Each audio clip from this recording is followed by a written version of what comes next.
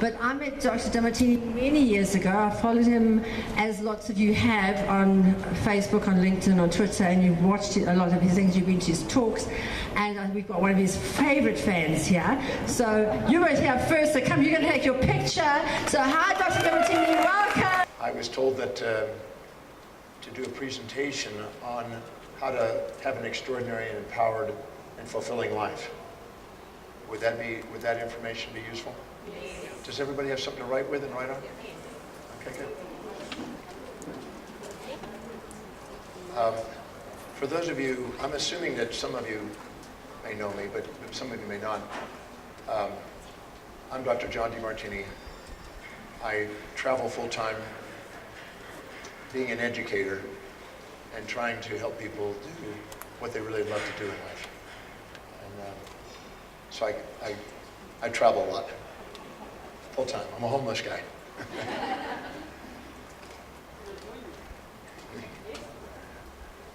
Every individual, regardless of gender, age, culture, background, lives moment by moment with a set of priorities, a set of values, things that are most to least important in their life. And this set of values or priorities is unique to each of you. No two people here in the room here have the same set of values. They're like fingerprints, retinal patterns, voice prints, snowflakes, completely unique. And whatever is really, really highest on our value, our list of values, our hierarchy of values, we spontaneously are inspired from within to fulfill. We can't wait to get up in the morning and do whatever's highest. Just like a young boy who loves video games. He can't wait to get up in the morning and do his video games. And it's hard to put him to sleep at night because he wants to do his video games. Everyone here has something that is inspiring to them that they spontaneously feel called to do in their life that they want to do. Some of you may be dedicated to family, some business, some finance, some social causes, some spiritual quests, intellectual pursuits, social causes, health regimes. Nobody's right or wrong for what their highest values are, but they deserve to fulfill them.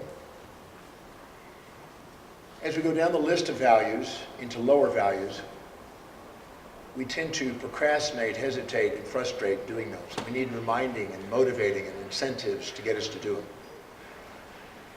I love researching and teaching, learning and teaching. Nobody has to remind me to do it. I've been doing it 46 years. But I don't love cooking and driving. The last time I cooked, I was 24 years old. I've saved a lot of lives.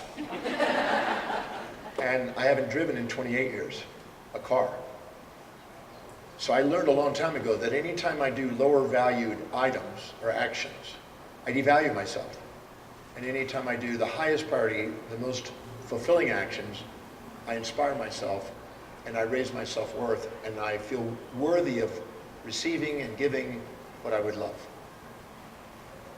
So if we don't fill our day with high priority actions that inspire us, it fills up with low priority distractions that don't. And in our highest value, the thing that's really most important to us, because we spontaneously love doing it, our heart's in it. And people can feel that. And we're engaged, and we're inspired, and we're creative. But things that are lower in our values, we're disengaged. We're more rigid.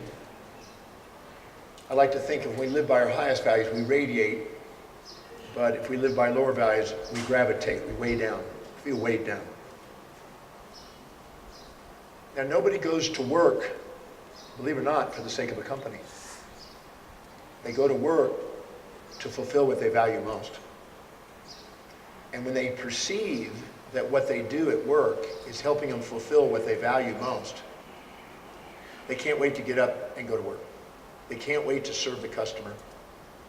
They can't wait to make a difference in their lives by helping them find exactly what they're looking for to fulfill a dream in their life.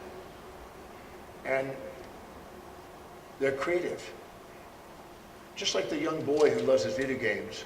The second he conquers the video game, he will figure out a way of manipulating his parents to get a more advanced game. And he will go and pursue challenging new games that inspire him. Leaders pursue challenges that inspire them and create and innovate original ideas to solve problems.